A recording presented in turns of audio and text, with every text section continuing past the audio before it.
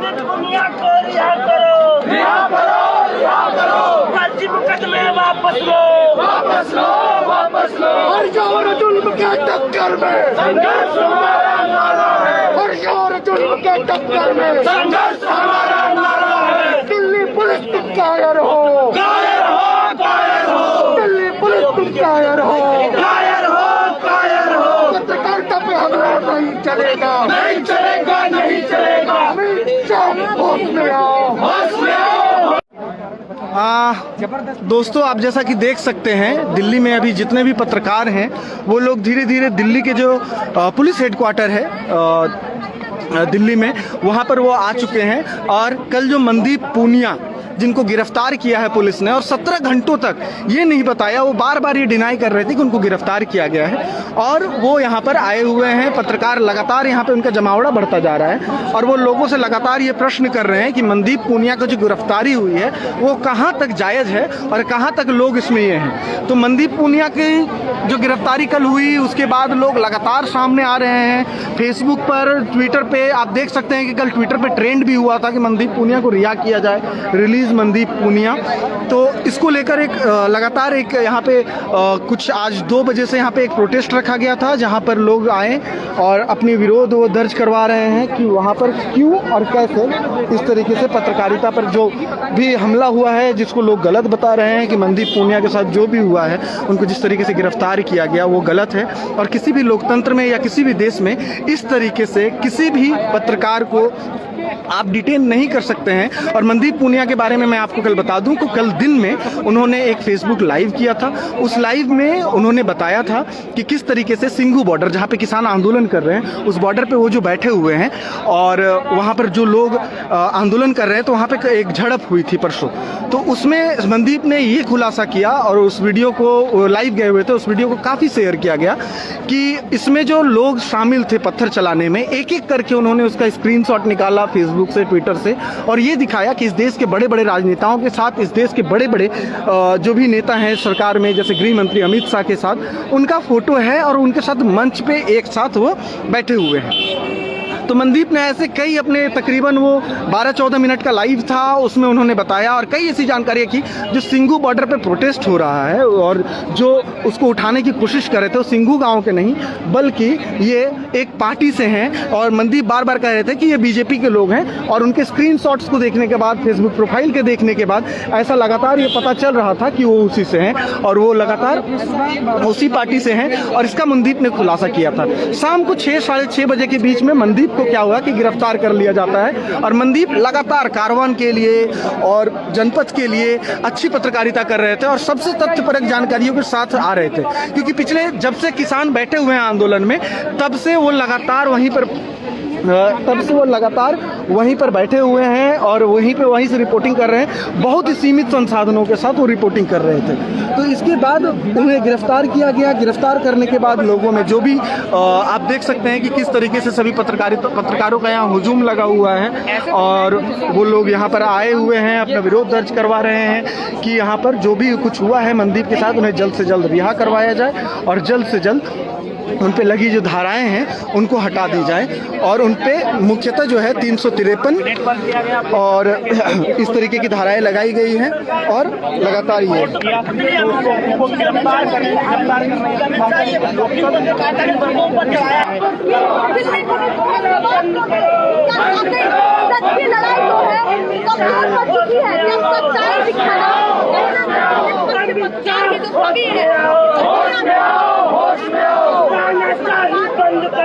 बंद करो दिल्ली पुलिस होश में आओ, होश में आओ, होश में आओ, होश में तुमको आना होगा, आना होगा, आना होगा। दिल्ली पुलिस जवाब दो, जवाब दो, जवाब दो। दिल्ली पुलिस जवाब दो, जवाब दो, जवाब दो। दिल्ली पुलिस होश में आओ, होश में आओ, होश में आओ। दिल्ली पुलिस जवाब दो, जवाब दो, जवाब दो। मनदीप पूनिया को रिहा करो, रिहा करो, रिहा करो। वो मैं खुद ही उसको झेलता हूँ, तो मनदीप यहाँ पे जो बीत रही हो कि हम खुद उसको समझ सकते हैं। सवाल ये है साथियों कि इस सरकार में, ये सरकार 2014 में जब से नरेंद्र मोदी की सरकार बनी है, तब से लगातार प्रेस पे, पत्रकारों पे हमले लगातार बढ़ते ही जा रहे हैं। आप चाहे प्रशांत कनौजिया का मामला उठा लीजिए, मनदीप पुनिया का मामला उठा लीजिए, और चाहे हाथरस कांड के दौरान जो जितने पत्रकारों को गिरफ्तार किया गया उसका मामला लीजिए। जिस तरीके से भाजपा की सरकारें जहां भी है वहां जिस तरीके से पत्रकारों का दमन हो रहा है, वो ये बताने के लिए काफी है कि ये सरकार लोकतंत्र के चौथे खंभे पर विश्वास नहीं करती है, यानी लोकतंत्र पर विश्वास नहीं करती है।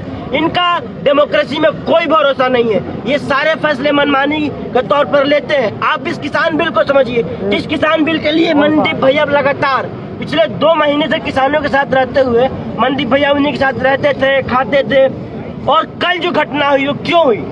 क्योंकि जिस तरीके से बॉर्डर पे भाजपा ने अपने गुंडों को भेजना शुरू किया था, और चूंकि मनदीप भैया हरियाणा के रहने वाले हैं तो उन गुंडों को जानते थे, भाजपा के विधायकों को, उनके गुंडों को वो जानते थे, और जब उन्होंने उन गुंडों को एक्सपोज करना शुरू किया तब उनको लगा कि नहीं, अब ये हमारे लिए खतरा है, तो उनको 10 पुलिस वालों ने उठा लिया। जिस तरीके से घेर के पुलिस वालों ने उठाया, आज ये पुलिस कह रही है कि कोरोना है, 144 लगा हुआ है। अरे जब उनको उठाया गया तो जितनी भीड़ पुलिस की थी वो वहाँ कोरोना नहीं था क्या? वहाँ कोरोना नहीं था। जब अमित शाह बंगाल में रैली करने जाते हैं, पंचायत चुनाव में रैली करने जाते हैं, तमाम भाजपा के प्रदेश अध्यक्ष, गृह मंत्री सब पहुंचते हैं, वहाँ कोरोना नहीं है क्या?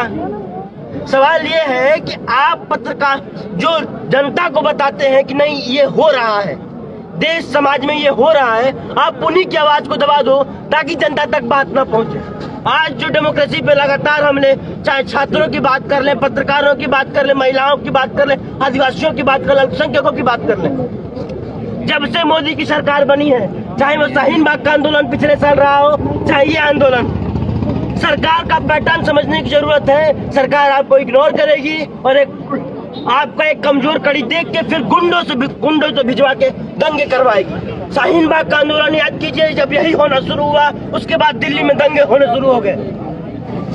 और हम यहाँ पे जिसलिए जुटे हुए हैं, हमको ये समझना होगा कि सरकार ने हमारे साथियों को, चाहे वो हाथरस में साथी हो, चाहे हमारे साथी मनदीप पुनिया हो, उनको गिरफ्तार किया है, उनको जल्द से जल्द रिहा करे और उनके खिलाफ जो भी फर्जी मुकदमे जिन भी धाराओं में दर्ज किए गए सब वापस ले।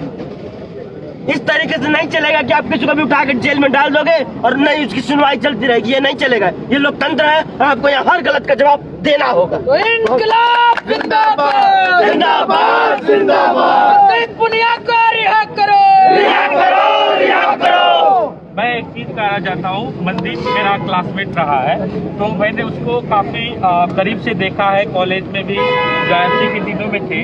जोर से बोलिए। जिस तरह से आरोप मनदीप के ऊपर लगाए गए हैं, यहाँ पे जितने भी पत्रकार साथी आए हुए हैं उनके ऊपर भी चलते हुए भी उनके ऊपर कोई पुलिस लगा सकती है कि आपने मुझे धक्का दिया। ऐसे आरोप जो है कि आप जाके देखे सिंगू बॉर्डर जो सभी जा रहे हैं, वहाँ देखे कितनी बैरिकेडिंग है, तो आप उसको पार कर रहे हैं। हो सकता है कल किसी और को भी पकड़ लिया जाए कि वो जो पार करते हुए उसको हटाने की कोशिश कर रहा था, पुलिस आ जाएगी उससे बहस, तो पुलिस मना करते हैं तो उससे बहस हो ही जाती है। अमूमन जनरल है कि वहाँ पे बातचीत उनसे हो जाती है कि मैं पत्रकार हूँ, मैं जा रहा हूँ रिपोर्टिंग करने के लिए। तो एक गलत उसके ऊपर फर्जी आरोप लगाए गए हैं, क्योंकि उसने जो वहाँ पे किसानों और जो स्थानीय लोग, तथाकथित स्थानीय लोग का बीच में जो लड़ाई हुई थी उसका पर्दाफाश किया था, जिसके वजह से दिल्ली पुलिस के नजर में आ गया हो, उसके बाद उसको पकड़ा गया है। और रही बात उसकी जो व्यक्तित्व जो रहा है, वो हमेशा से संघर्ष करने वाला रहा है। पास आउट होने के बाद भी उसने कभी चाह नहीं रखी कि बड़े मीडिया हाउस में जाकर काम करे। वो शुरू से ही जमीन के पे जाके और रिपोर्ट वहाँ से लाता रहा और वैसे रिपोर्टिंग किया है, रिपोर्टिंग करता रहा है। अभी भी जो किसान आंदोलन में आप जाके देखें तो 2 महीना दिन रह कर रिपोर्टिंग लगातार करना बहुत आसान चीज नहीं होता है। एक दिन आप जाके देखो कितनी परेशानी होती है। वो लगातार 2 महीनों से वो रिपोर्टिंग कर रहा था। तो हो सकता है कि इस समय जो बड़े मीडिया हाउस है, जिस तरह से उन्होंने एक अलग तरीके का जो रोल अपना बना रखा है किसान आंदोलन या किसी भी तरह की सरकार के विरोध में जो प्रदर्शन हो रहा है उसके ऊपर, तो जो मोबाइल जर्नलिज्म जो कर रहा है, जो फ्रीलांस कर रहे हैं, उनके द्वारा सच्चाई बाहर आ रही है। तो मनदीप पुनिया की गिरफ्तारी को हम पहला कदम देख रहे हैं, जो मोबाइल जर्नलिज्म या फ्रीलांस जर्नलिज्म कर रहे हैं उनको डराने धमकाने की। लेकिन जो मनदीप में जो हिम्मत है और जो उसके साथी जो भी हैं वो कभी डरने वाले नहीं है। जब तक उसकी रिहाई नहीं होगी हम अपना संघर्ष जारी रखेंगे। हम दिल्ली पुलिस से कहना चाहते हैं कि बिना शर्त उसकी रिहाई करें। साथियों, मैं आपको 26 तारीख के इंसिडेंट बताना चाह रहा हूँ, जिसमें पुलिस मूक दर्शक बने खड़ी रह गई थी और कुछ उपद्रवी जो 26 तारीख के किसान मार्च में उपद्रव कर रहे थे, अपना मुंह ढक के उन्होंने मेरा मोबाइल छीना और मुझसे मारपीट की और पुलिस सामने खड़ी मुक्त दर्शक बने देखती रह गई। वहाँ दिल्ली पुलिस की गुंडागर्दी नहीं चली। 26 तारीख को जब हम नजफगढ़ से नांगलोई मार्ग की तरफ बढ़ रहे थे, नांगलोई चौक पे जब पुलिस एक लगातार आंसू गैस के गोले मार रही थी और किसान पीछे अपना खड़े थे, तभी अचानक से कुछ उपद्रवी जो मुंह ढके हुए थे उन्होंने हमला शुरू किया। और जब मैं कोने से तोड़ फोड़ चोरी करी और जब मैं कोने से खड़े होकर रिकॉर्डिंग कर रहा था मेरे अपने वीडियो, तो अचानक से 15-20 लोग उपद्रवी जो थे वो आए, मुझे घेरा, मुझसे मारपीट की, मेरा मोबाइल छीन लिया और मेरे पैसे तक पैसे गिर गए कपड़े पर फाड़ने की वजह से। तो उस वक्त पुलिस कुछ नहीं की। दिल्ली क्राइम ब्रांच ने मुझे बुलाया था, 7 अलग अलग धाराओं में जो है मेरे ऊपर केस दर्ज किया गया था और मेरा ही अलग नहीं, अलग अलग चैनल को अलग अलग दिन में बुलाया गया था। तो आप देखिए कि आज मेरा नंबर है, इनका नंबर है, कल किसी और का भी नंबर हो सकता है। इसलिए बेहद जरूरी है कि सभी लोग यहाँ पर पहुंचे, क्योंकि मेरे ऊपर मुकदमा किया गया, कई और मेरे साथी पत्रकार हैं, सबको अलग अलग बुलाया गया ताकि एक दूसरे की आवाज न उठा सके। तो आज हम सब लोग इकट्ठा हुए हैं, तो कम से कम ये बात रखा जाए कि ज्यादा से ज्यादा जो है संख्या में जो है यहाँ पत्रकार पहुंचे और सबकी आवाज उठाई जाए। ये देखिए कॉपी है जो 7-8 मुकदमे मेरे ऊपर 7-8 अलग अलग धाराओं में जो है मेरे को दिल्ली क्राइम ब्रांच ने बुलाए थे।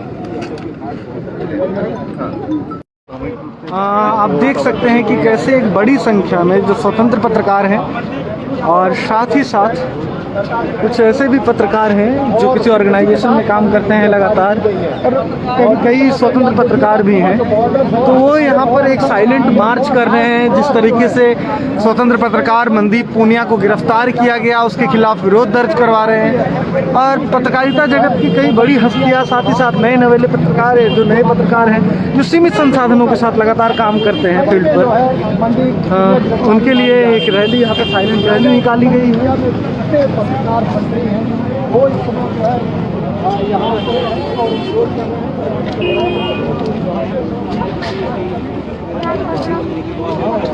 और हमको नहीं करना चाहिए कि इस केस की तहकीकात में जाना चाहिए, क्योंकि वो बहुत हार्ड हिटिंग स्टोरीज कर रहा था उस समय। मतलब जो बार बार एक चीज़ कही जा रही है कि सोशल मीडिया पर खासकर हमें